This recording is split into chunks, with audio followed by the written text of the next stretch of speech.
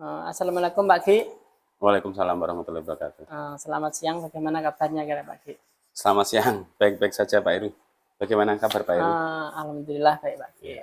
Begini Pak Gi, niat saya datang ke SD-nya Panjenengan Ya. karena hari ini saya ingin mencari pengetahuan atau mencari ilmu bagaimana Pak Gi selama menjadi kepala sekolah itu menghadapi kasus-kasus yang merupakan suatu kasus dilema atau suatu kasus yang dikatakan sebagai bujukan moral.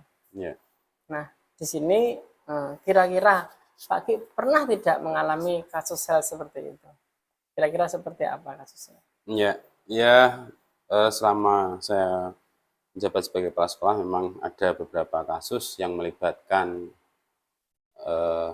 kedewasaan tentang mengambil keputusan dengan dilema moral tadi. Memang ada beberapa. Mungkin bisa saya langsung contohkan saja nih. Coba seperti apa Pak? Contohnya seperti ini, ada teman guru ataupun di sini adalah guru PTK yang mengajar di SD saya sebagai kepala sekolah.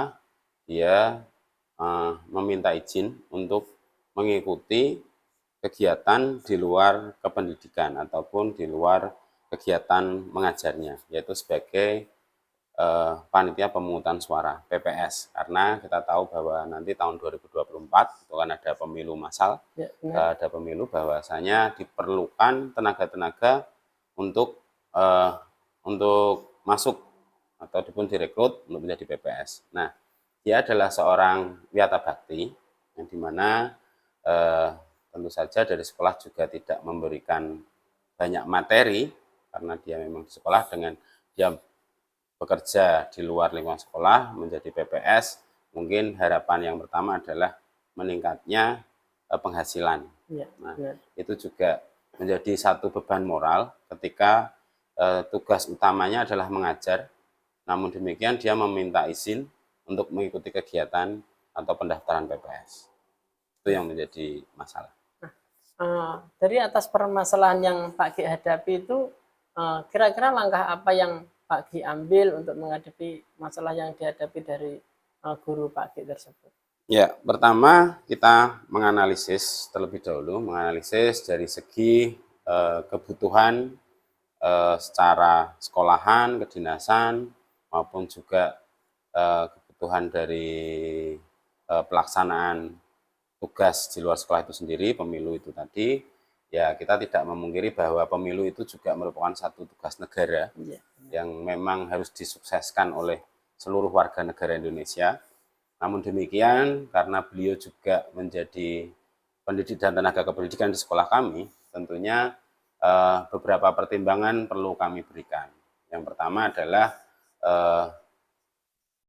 bisa membagi waktu antara tugas dinasnya sebagai seorang guru, terutama kepada anak-anak, dan ketika itu diperlukan juga tugas untuk menjadi PPS, tentunya juga bisa membagi waktu dengan baik. Nah, pertimbangan-pertimbangan itulah yang kemudian saya komunikasikan dengan yang bersangkutan, dengan memberikan pemahaman yang bahwasanya bahwa kita sebagai seorang pendidik bertanggung jawab penuh atas peserta didik kita, dan tapi juga secara dilematis tidak bisa dipungkiri kebutuhan tenaga untuk kegiatan pemilu itu juga banyak membutuhkan tenaga, dan juga tentunya di sisi lain menjadi penambahan penghasilan bagi yang bersangkutan. Nah, ini menjadi pertimbangan kemudian yang kemudian dari masukan-masukan, kemudian dari komunikasi yang baik dengan guru yang bersangkutan, sehingga bisa kami ambil keputusan. Jadi mungkin dia juga punya kesanggupan bahwasanya dia akan tetap sesuai dengan jam mengajarnya, membimbing siswa, membersamai siswa, dan dia akan mengambil pekerjaan pelaksanaan pemilu ini di luar jam mengajarnya. Itu adalah satu kesanggupan yang kemudian menjadi pertimbangan utama bagi saya. Berarti itu Pak G itu mengizinkan, namun kegiatan itu di luar jam pelajaran seperti itu ya Pak G? Iya, bisa dikatakan seperti itu dan tidak mengganggu maupun tidak mengambil kesempatan bagi mengambil hak dari anak-anak untuk mendapat pembelajaran dari gurunya. Iya. Kira-kira pada waktu pengambilan keputusan tersebut itu Pak G itu melibatkan siapa saja dalam pengambilan keputusan tersebut?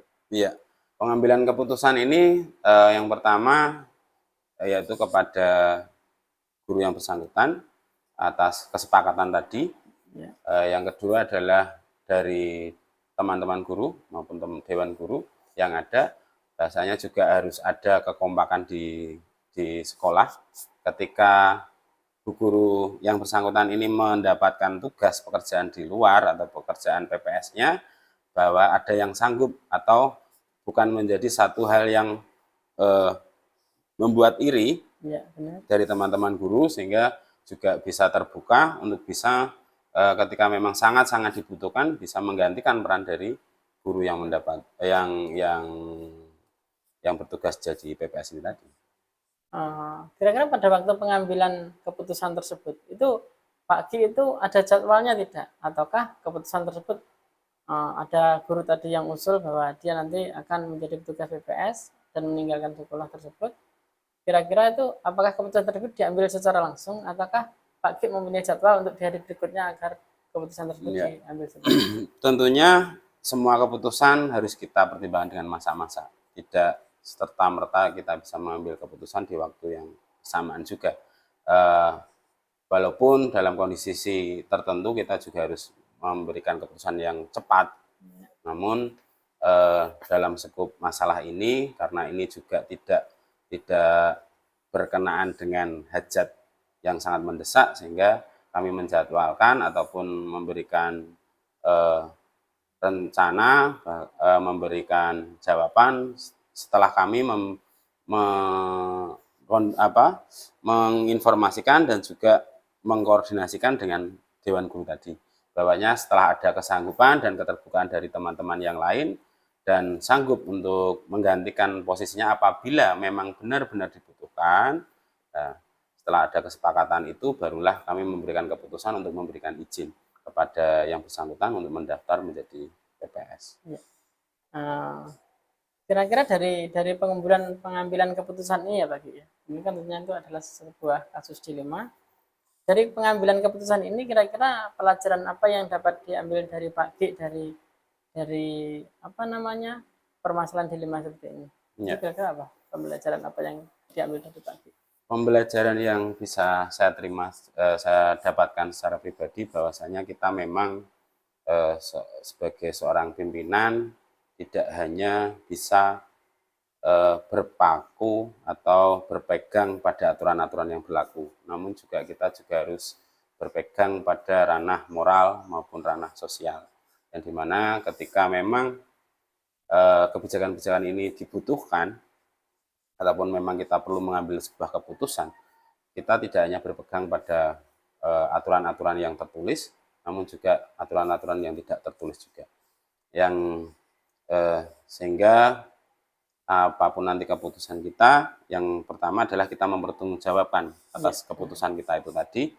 Dengan ini mempertanggungjawabkan secara aturan, hukum, maupun juga pertanggungjawaban secara moral kepada masyarakat maupun juga kepada individu yang terlibat. Terima kasih ya Pak Gi ya, karena hari ini telah menyampaikan informasi. Kira-kira Pak Gi ada kesulitan apa tidak dalam waktu pengambilan keputusan tersebut, ataukah ada punya kasus lain kemudian Pak Gi mempunyai kesulitan dalam hal suatu pengambilan keputusan yang melibatkan tentunya peserta didik atau dari guru tersebut, dari guru yang ada di sinilah seperti itu. Kesulitan-kesulitan yang lain tentunya kita tidak memungkiri banyak kasus-kasus hal-hal yang hampir sama serupa seperti ini. Banyak juga kasus moral yang muncul yang bersinggungan dengan moral, dan ya bagaimana kita menyikapi hal tersebut, dan selama itu tidak melanggar aturan dan itu tidak melanggar hukum, tentu saja itu bisa menjadi sebuah pertimbangan bagi kita untuk memutuskan sebuah kebijakan. Ya. Terima kasih Pak Gi. Ya. Pak Gi dalam menyelesaikan sebuah kasus ternyata bagus sekali. Dan kiranya nanti kasus yang dialami Pak G dalam menghadapi kasus dilema yang ada dalam guru di sekolah ini, kiranya nanti bisa menjadi bahan saya untuk menjadi referensi dalam pengambilan keputusan-keputusan yang ke depan, yang tentunya itu apakah bersifat dilema ataukah bersifat yang berupa bujukan moral. Tentunya saya mengulangi lagi yaitu mengucapkan terima kasih Pak G atas kesediaan sama-sama. waktunya yang bersedia untuk menyampaikan segala permasalahan, kemudian membantu saya untuk menjadi referensi. Ya, semoga pengalaman yang saya berikan atau yang saya alami ini menjadi sebuah pembelajaran juga bagi Pak Heru dan bisa menjadi masukan, bahkan mungkin pertimbangan juga, dan mungkin keputusan yang saya ambil yang seperti saya ceritakan pengalaman ini bukan suatu hal yang terbaik juga, nanti bisa dikembangkan kembali untuk modal ke depannya. Demikian ya, Pak Heru. Terima kasih Pak Ki. Sama-sama. Waalaikumsalam warahmatullahi wabarakatuh.